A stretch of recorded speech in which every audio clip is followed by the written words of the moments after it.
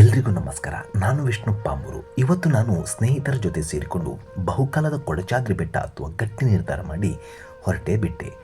ಎಲ್ಲರೂ ಕಾರಲ್ಲಿ ಹೋಗಬೇಕಾದ್ರೆ ಚೂರು ಡಿಫ್ರೆಂಟ್ ಇರಲಿ ಅಂತ ನಾವು ರಿಕ್ಷಾದಲ್ಲಿ ಹೊರಟ್ವಿ. ಅದು ಶೆಕೆ ಬೇರೆ, ಫುಲ್ ಓಪನ್ ಎಸಿಲಿ ಮಜಾ ಮಾಡಿಕೊಂಡು ಹೊರಟ್ವಿ. ಕೊಲ್ಲೂರು ತಲುಪಿದ ಮೇಲೆ ನನ್ನ ಸ್ನೇಹಿತರ ಮನೆಯಲ್ಲಿ ಚಾ ತಿಂಡಿ ಮುಗಿಸಿ ಅವರ ಜೀಪಿನಲ್ಲಿ ನಮ್ಮ ಪಯಣ ಶುರುವಾಯಿತು. ಕೊಡಚಾದ್ರಿ ಕರ್ನಾಟಕ ಶಿವಮೊಗ್ಗ ಜಿಲ್ಲೆಯ ಪಶ್ಚಿಮ ಘಟ್ಟದಲ್ಲಿರುವ ಸುಂದರ ಪರ್ವತ ಶಿಖರವಾಗಿದೆ. ಇದು ಸಮುದ್ರ ಮಟ್ಟದಿಂದ ಸರಿಸುಮಾರು 1343 ಮೀಟರ್ ಎತ್ತರದಲ್ಲಿದೆ. ಕೊಡಚಾದ್ರಿಗೆ ಹೋಗುವ ದಾರಿಯಲ್ಲಿ ವಾಹನಗಳನ್ನು ನಿಧಾನವಾಗಿ ಓಡಿಸಬೇಕಾಗುತ್ತದೆ. ಯಾಕಂತ ಹೇಳಿದ್ರೆ ಕಾಡು ಪ್ರಾಣಿಗಳು ಒಮ್ಮೆಲೆ ಬರುವ ಸಾಧ್ಯತೆ ಇದೆ ಅಥವಾ ಅಪಘಾತ ಆಗುವ ಸಂದರ್ಭಗಳು ಸಹ ಎದುರಾಗುತ್ತದೆ. ಈ ಕೊಡಚಾದ್ರಿ ಮೂಕಾಂಬಿಕಾ ವನ್ಯಜೀವಿ ಅಭಯಾರಣ್ಯದ ಹೃದಯ ಭಾಗದಲ್ಲಿದೆ. ಪ್ರಕೃತಿ ಪ್ರಿಯರಿಗೆ ಹೇಳಿ ಮಾಡಿಸಿದ ಜಾಗವಾಗಿದೆ. ಶಿಖರದ ತುತ್ತ ತುದಿಯಲ್ಲಿ ಸರ್ವಜ್ಞ ಪೀಠವಿದೆ. ಇಲ್ಲಿ ಶಂಕರಾಚಾರ್ಯರು ತಪಸ್ಸು ಮಾಡಿದ್ದರಂತೆ.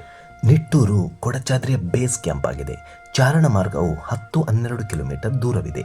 ಟ್ರೆಕ್ಕಿಂಗ್ ಇಷ್ಟಪಡದವರು ಕೊಡಚಾದ್ರಿಯವರೆಗೆ ಬೇಸ್ ಕ್ಯಾಂಪ್ಗಳಿಂದ ಜೀಪನ್ನು ಬಾಡಿಗೆ ಪಡೆಯಬಹುದು. ದಟ್ಟ ಕಾಡಿನ ನಡುವೆ ಇರುವಂತಹ ಇಡ್ಲುಮನೆ ಜಲಪಾತ ಚಾರಣಿಗರ ಪ್ರಮುಖ ಆಕರ್ಷಣೆಯಾಗಿದೆ. ಕೊಡಚಾದ್ರಿಯು ಕೊಲ್ಲೂರು ಮೂಕಾಂಬಿಕಾ ದೇವಸ್ಥಾನಕ್ಕೆ ಹಿನ್ನೆಲೆಯಾಗಿ ನಿಂತಿದೆ. ಕೊಡಚಾದ್ರಿಯಲ್ಲಿರುವ ಚಿತ್ರಮೂಲ ಎಂಬ ಜಾಗ ಪವಿತ್ರ ಸೌಪರ್ಣಿಕ ನದಿಯ ಉಗಮ ಸ್ಥಳವಾಗಿದೆ. ಇಲ್ಲಿ ಹಲವಾರು ಜಾತಿಯ ಸಸ್ಯಗಳಿವೆ. ಪ್ರಕೃತಿಯ ನೋಟವನ್ನು ನೋಡ್ತಾ ಇದ್ದಾಗೆ ಎಷ್ಟೇ ದೊಡ್ಡ ಕಲ್ಲೆದೆಯ ಕ್ಷತ್ರಿಯನಿದ್ದರೂ ಕೂಡ ಆತನ ಎದೆ ಕರಗಿ ಮೃದು ಸ್ವಭಾವದ ಸ್ವಾಮಿ ಅಂತಾಗುವುದು ಖಂಡಿತ. ಸಹ್ಯಾದ್ರಿಯ ಈ ಭಾಗದಲ್ಲಿ ಇರುವ 3 ಪರ್ವತ ಶಿಖರವನ್ನು ಬರೀ ಕಾಲ್ನಡಿಗೆಯಲ್ಲೇ ಏರಿದ ಕಾರಂತರು ಹೇಳುತ್ತಾರೆ. ಕುದುರೆಮುಖ ಶಿಖರವು ಅತ್ಯಂತ ದೂರದ ಚಾರಣ, ಕುಮಾರ ಪರ್ವತವು ತುಂಬ ಕಠಿಣವೆನಿಸುವ ದಾರಿ ಮತ್ತು ಕೊಡಚಾದ್ರಿಯು ಇವೆಲ್ಲಕ್ಕಿಂತಲೂ ಚಂದದ ತಾಣವಾಗಿದೆ ಅಂತ ಹೇಳುತ್ತಾರೆ. ನೋಡಿ, ನಮ್ಮ ವಂಶಸ್ಥರನ್ನು ಈಗ ನಾನು ಕರೀತೇನೆ.